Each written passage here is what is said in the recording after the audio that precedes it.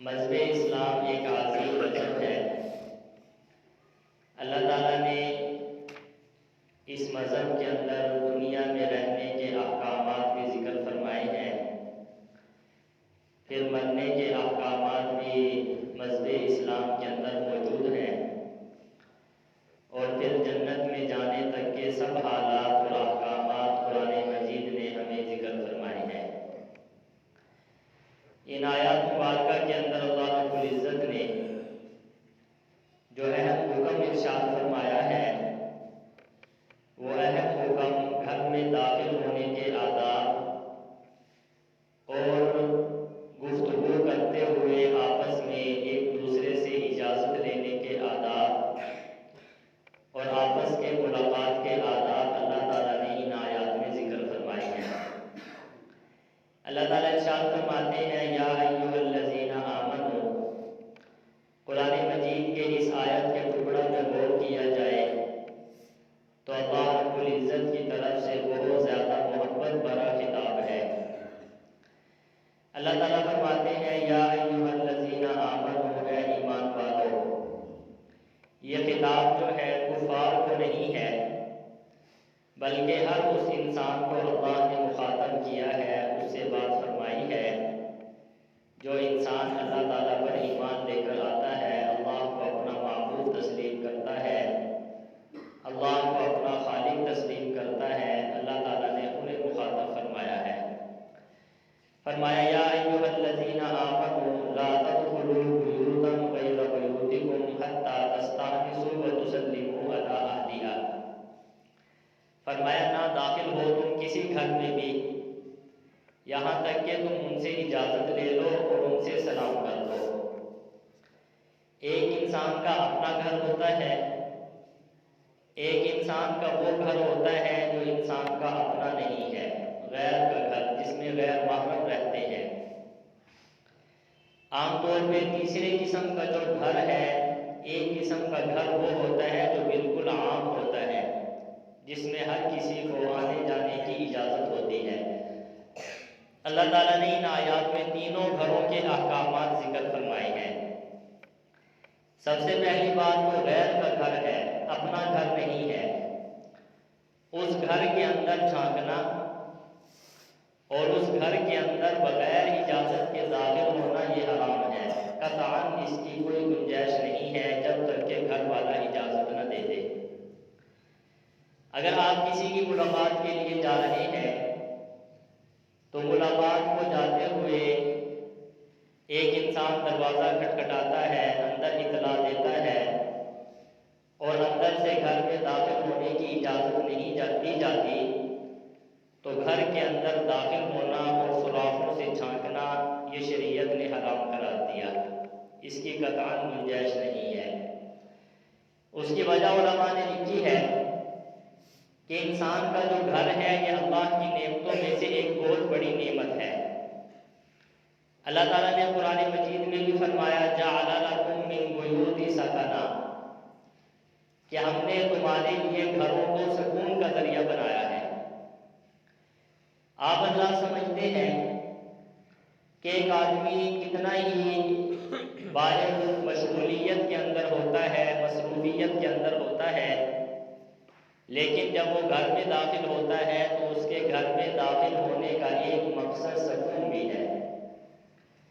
جب آدمی گھر میں آتا ہے تو اس کو سکون، ذہنی طور پہ ایک سکون حاصل ہو جاتا ہے۔ معلوم ہوا کہ گھر کا بنانا اور گھر کا مقصد سکون حاصل کرنا ہے، اور یہ اللہ کی نعمتوں میں سے ایک نعمت ہے۔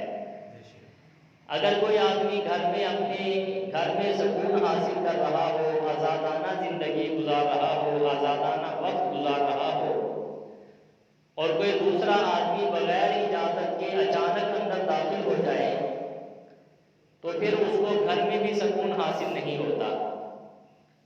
اسی لیے اللہ تعالیٰ نے حکم ارشاد فرما دیا کہ جب تم نے کسی غیر کے گھر میں داخل ہونا ہے تو اس وقت داخل ہونا ہے جب تک کہ تم اجازت نہ لے لو اور جب تک کہ تم سلام نہ کر لو۔ دو احکامات ارشاد فرمائے کہ دوسرے کے گھر میں جاتے ہوئے سب سے پہلے اجازت لینی ہے، اب اجازت کے مختلف طریقے ہیں۔ ایک طریقہ تو یہ ہے ملاقات کا کہ دروازے کو کھٹکھٹا دیا جائے، اندر رہنے والے افراد کو علم ہو جاتا ہے کہ کوئی باہر موجود ہے اور ہم سے ملنے کے لیے آیا ہے۔ بعض مرتبہ ایسے ہوتا ہے کہ گھروں کے باہر گھنٹیاں لگی ہوئی ہوتی ہیں، اگر گھنٹی کو بجا دی جائے تو گھنٹی بھی بجانا یہ اجازت کے قائم مقام ہے۔ مقصد اندر اطلاع دینا ضروری ہے، بغیر اطلاع کے اندر نہیں جا سکتے۔ اور دوسرا کام یہ ہے کہ سلام بھی کرنا ہے۔ ہمارے ہاں جہاں دین کے دیگر احکامات کے اندر بہت زیادہ کمی پائی جاتی ہے، ہم ان شریعت کے احکامات سے بالکل غافل ہیں۔ حتیٰ کہ حضرت عبداللہ بن عباس رضی اللہ تعالیٰ عنہ فرماتے ہیں کہ جو انسان کسی غیر کے گھروں میں بغیر اجازت کے داخل ہوتا ہے، فرمایا ایسے ہے جیسا کہ اس نے ان آیات مبارکہ کا انکار کر دیا۔ اتنا سخت گناہ ہے سستی کرنے پر اور بغیر اجازت کے کسی کے گھر میں داخل ہونا۔ حضرت عبداللہ ابن عباس فرماتے ہیں رضی اللہ تعالیٰ عنہ جیسا کہ اس نے ان آیات کا انکار کر دیا۔ اب جب ہم کسی کی ملاقات کے لیے کسی کے گھر میں جاتے ہیں تو سب سے پہلی بات یہ ہے کہ ہمیں اجازت لینی چاہیے، اور دوسری بات یہ ہے کہ ہمیں سلام کرنا چاہیے۔ اب اجازت لینے کا ایک مطلب کنڈی کھٹکانا ہے، پھر جب اندر سے آواز آئے کون، تو ہمارے معاشرے میں یہ بات ہے کہ ہم اپنا نام نہیں بتاتے، بلکہ یہ بات کہہ دیتے ہیں میں ہوں، یہ الفاظ کہہ دیے جاتے ہیں میں ہوں۔ یعنی کسی کے گھر ہم گئے اور دروازہ کھٹکھٹایا تو اندر سے آواز آتی ہے کون، تو ہم آگے سے جواب دیتے ہیں میں ہوں میں ہوں، حالانکہ شریعت نے اس بات سے منع فرمایا ہے۔ ہمارے نبی سرور کائنات صلی اللہ علیہ وسلم کے ایک صحابی ہیں حضرت جابر بن عبداللہ رضی اللہ تعالیٰ عنہ۔ حضرت جابر فرماتے ہیں میں نبی کریم صلی اللہ علیہ وسلم کی ملاقات کے لیے گیا تو اندر سے آواز آئی کون؟ حضرت جابر بن عبداللہ رضی اللہ تعالیٰ عنہ فرماتے ہیں کہ میں نے کہا انا، عربی زبان کے اندر کیا کہا؟ انا کا معنی ہوتا ہے میں ہوں۔ نبی کریم صلی اللہ علیہ وسلم نے پھر پوچھا کون؟ تو حضرت جابر فرماتے ہیں میں نے کہا انا، میں ہوں۔ نبی کریم صلی اللہ علیہ وسلم نے فرمایا کہ انا کیا لگا رکھی ہے؟ اپنا نام انسان کو ذکر کرنا چاہیے کہ میں فلاں ہوں اور فلاں سے ملنے کے لیے آیا ہوں۔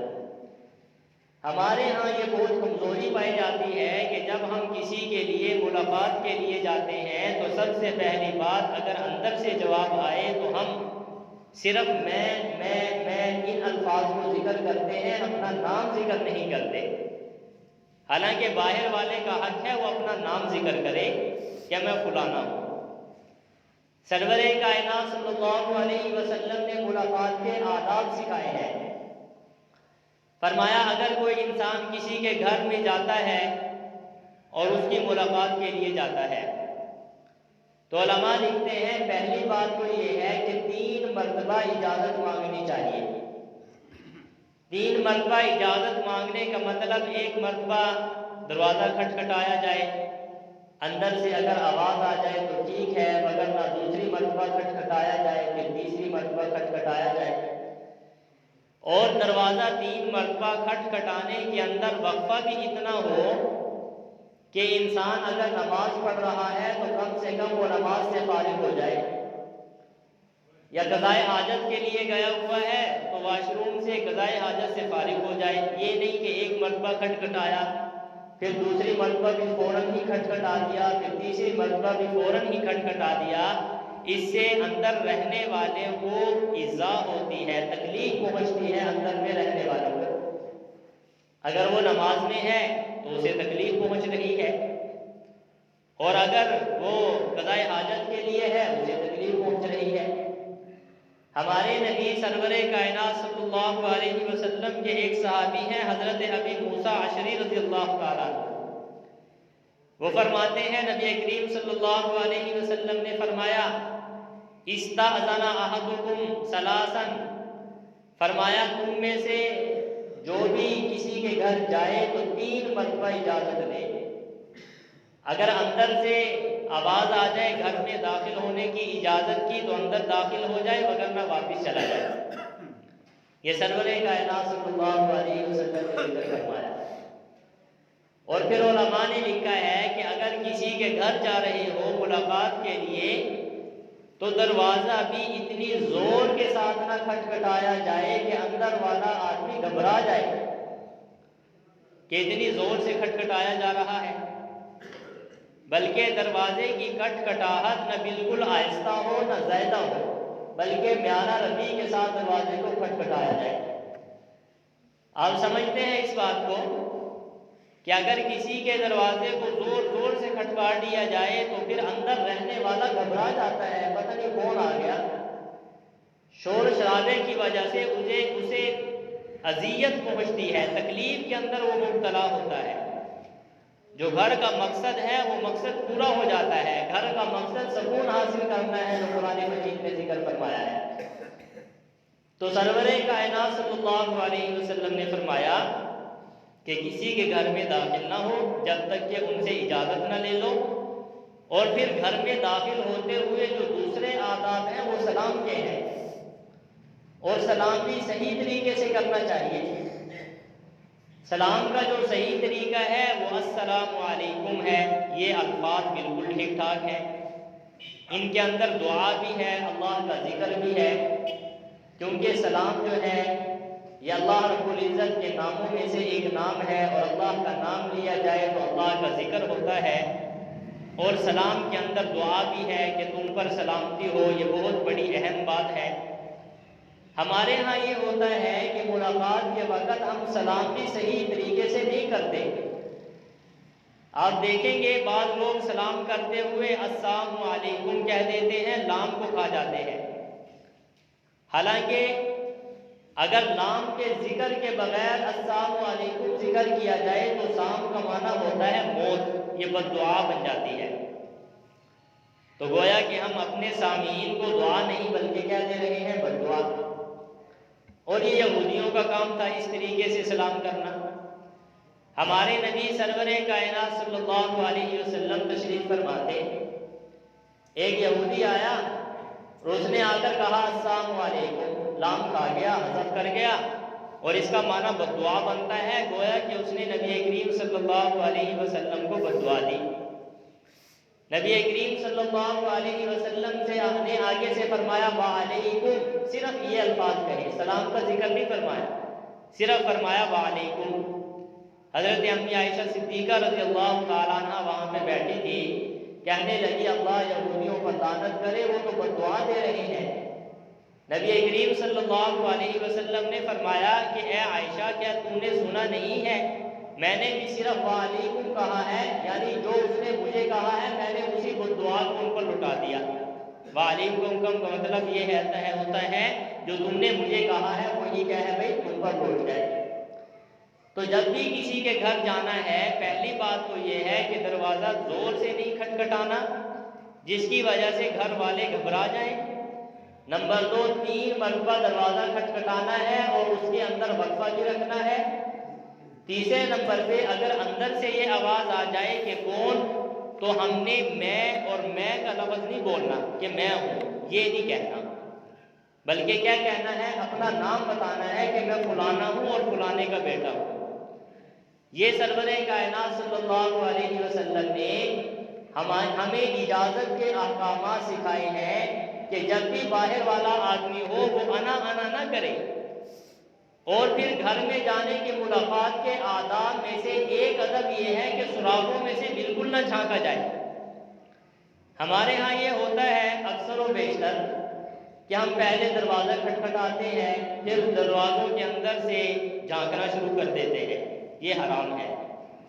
ہمارے نبی سرور کائنات صلی اللہ علیہ وسلم کے سامنے ایک واقعہ ایسا ہی پیش آیا کہ ایک شخص کسی کے گھر گیا اور اس کو بلانے کے لیے ملنے کے لیے، تو ان کے دروازوں میں سے جھانکنے لگ گیا، سوراخوں میں سے، نبی کریم صلی اللہ علیہ وسلم نے فرمایا کہ اللہ بھی غیرت مند ہے اور میں بھی غیرت مند ہوں، اگر میں ہوتا اپنے گھر کے اندر اور کوئی اس طریقے سے جھانکتا تو میں نیزے کے ذریعے، تیر کے ذریعے اس کی آنکھوں کو پھوڑ دیتا۔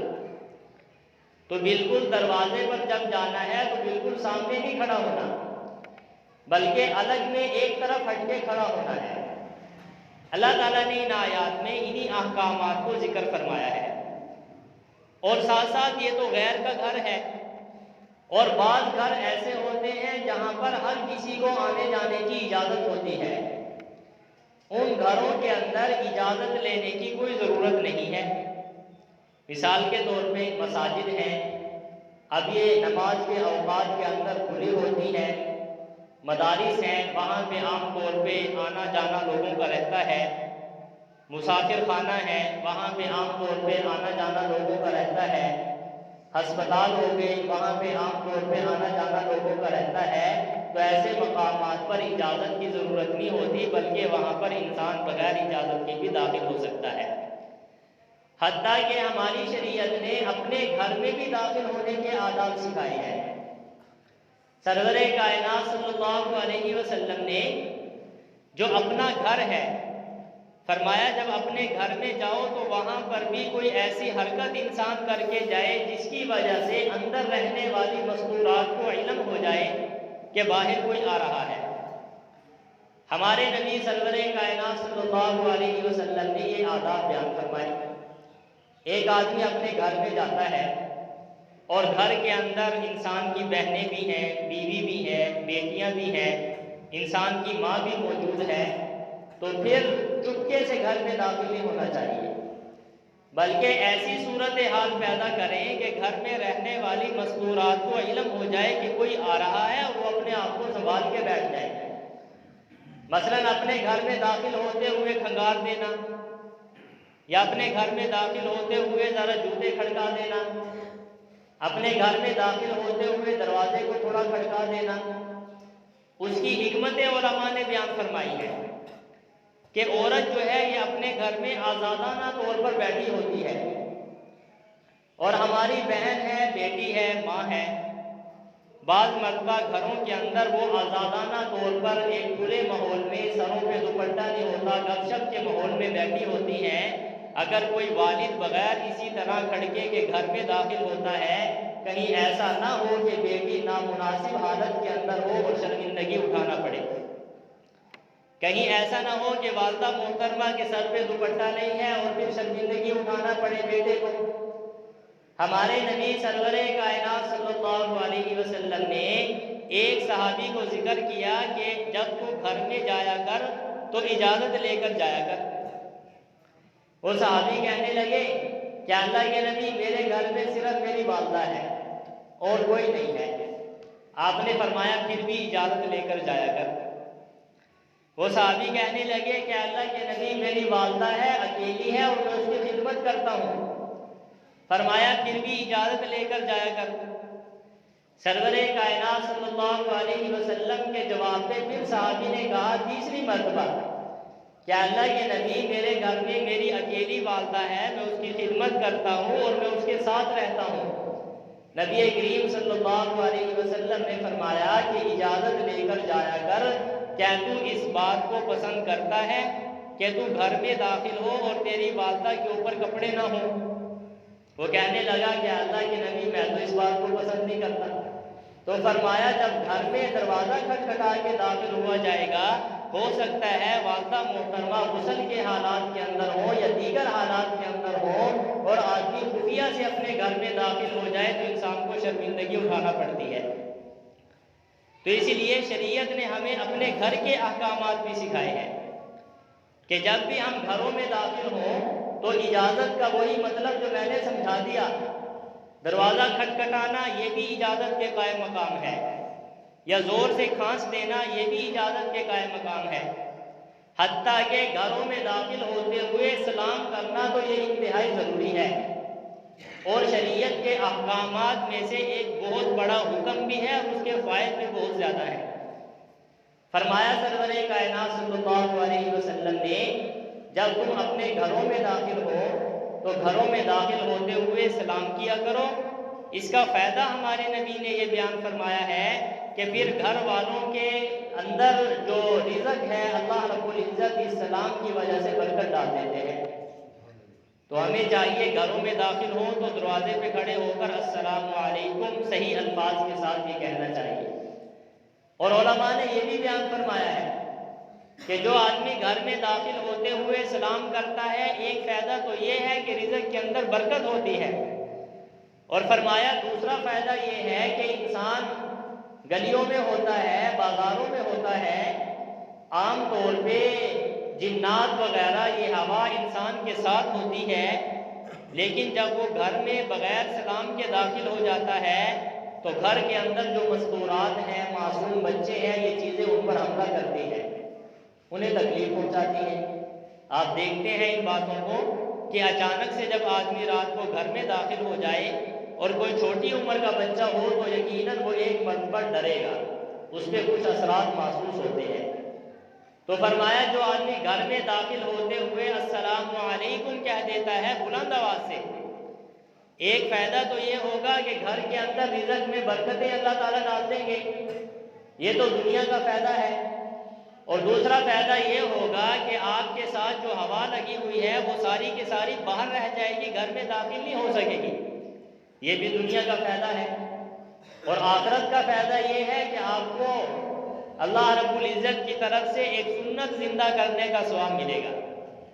نبی کریم صلی اللہ علیہ وسلم نے فرمایا کہ جو انسان اس زمانے کے اندر جب فتنوں کا زمانہ ہوگا، جیسا کہ آج فتنوں کا زمانہ ہے، فرمایا فتنوں کے زمانہ کے اندر جو میری ایک سنت کو زندہ کرے گا تو سرور کائنات صلی اللہ علیہ وسلم فرماتے ہیں اللہ اس کو 100 شہیدوں کا ثواب عنایت کرے گی۔ آج کل ان آداب کو آداب ہی نہیں سمجھا جاتا، اور خاص طور پہ پھر وہ اوقات جن اوقات کے اندر کپڑے اتارنے کا وقت ہوتا ہے، مثال کے طور پہ دوپہر کا وقت ہے، اب دوپہر کے وقت عام طور پہ سکون کے لیے گھر کے اندر کپڑے اتارے جاتے ہیں، یا رات کو کپڑے اتار کر سونے کا معمول ہوتا ہے، تو ان اوقات کے اندر کسی گھر کے اندر گھر کے بجائے کمرے کے اندر بھی بغیر اجازت کے داخل ہونا منع ہے۔ خفیہ سے کسی کمرے میں آپ داخل ہوں گے تو شرمندگی اٹھانا پڑے گی۔ آپ گھر میں بھی اگر موجود ہیں اور یہ دو اوقات جو ہیں کپڑے اتارنے والے، دوپہر کو اور رات کو، ان اوقات کے اندر آپ اگرچہ گھر میں موجود ہیں تو اگر کسی دوسرے کے کمرے میں آپ داخل ہو رہے ہیں تو اس وقت آپ کو اجازت لینا ضروری ہے، بغیر اجازت کے خاموشی سے گھر میں داخل ہونا یہ منع ہے، کمرے میں داخل ہونا شریعت نے اس کو منع قرار دیا۔ تو اللہ رب العزت نے ان آیات میں اسی بات کو ذکر فرمایا ہے، فرمایا یا ایھا الذین آمنوا، اے ایمان والو، لا تدخلوا بیوتا غیر بیوتکم، نہ داخل ہوا کرو تم کسی کے گھر میں، حتی تستانسوا وتسلموا علی اہلھا، ان سے اجازت لے لو اور ان پر کیا کرو بھائی، سلام کرو۔ یہ دو آداب سکھائے ہیں، اور پھر یہ آداب انسان کے لیے راحت کا ذریعہ ہے۔ آپ سمجھتے ہیں ان بات کو، بعض مرتبہ محلے کی مستورات گھروں میں بیٹھی ہوتی ہے، اپنے گھر میں ہی بیٹھی ہوتی ہے، اگر کوئی بغیر اجازت کے داخل ہوگا تو کسی بھی عورت پر نظر پڑنے کے بعد آدمی کو، شیطان کو موقع مل جاتا ہے آدمی کو برگلانے کا۔ شیطان طرح طرح کے وسوسے ذہن میں ڈالتا ہے اور انسان کو گمراہی کی طرف لے جانے کی کوشش کرتا ہے۔ تو فرمایا کہ انسان کو چاہیے وہ گھر میں اس طریقے سے داخل ہو۔ پھر جو اللہ رب العزت نے ہمیں ملاقات کے آداب سکھائے ہیں، آج کل تو ٹیلی فون بھی ہے، موبائل کے ذریعے انسان ایک دوسرے سے ملاقات کر لیتا ہے، پہلے زمانہ میں یہ نہیں تھے، تو علماء نے اس کے بھی آداب سکھائے ہیں۔ پہلا ادب تو یہ ہے کہ انسان کو چاہیے کہ وہ اس وقت دوسرے کو فون کرے جس وقت اس کے سونے کا اور آرام کرنے کا وقت نہ ہو، یا نمازوں کے اوقات نہ ہو، یہ ہمیں سمجھنا چاہیے۔ ہمارے ہاں یہ ہوتا ہے کہ فون کرنے والا بھی غافل ہے اور فون سننے والا بھی غافل ہے۔ فون سننے والا عام طور پہ گھنٹی کو بند نہیں کرتا، جس کی وجہ سے گھروں میں بیل بجتی ہے، سارے کے سارے لوگ اٹھ جاتے ہیں، تکلیف ہوتی ہے۔ اور مساجد کے اندر اگر گھنٹی بجے تو پھر سارے لوگوں کی نماز خراب ہوتی ہے، یہ سننے والوں کی کمزوریاں ہیں۔ اور پھر خون کرنے والوں کے جو آداب علماء نے سکھائے ہیں، ان آداب میں سے یہ ادب ہے کہ جو آدمی خون کر رہا ہے اس کو سوچنا چاہیے کہ میں کہیں ایسے وقت میں تو نہیں کر رہا کہ وہ نماز میں ہو، یا یہ وقت اس کا سونے کا تو نہیں ہے، یا یہ وقت اس کا کھانے کھانا کا تو نہیں ہے۔ ان آداب کا خیال کرتے ہوئے انسان کو دوسرے پہ کال کرنی چاہیے۔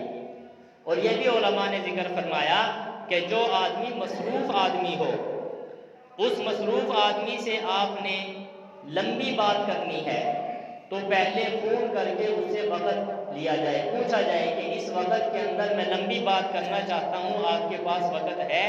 پھر تو لمبی گفتگو ہو۔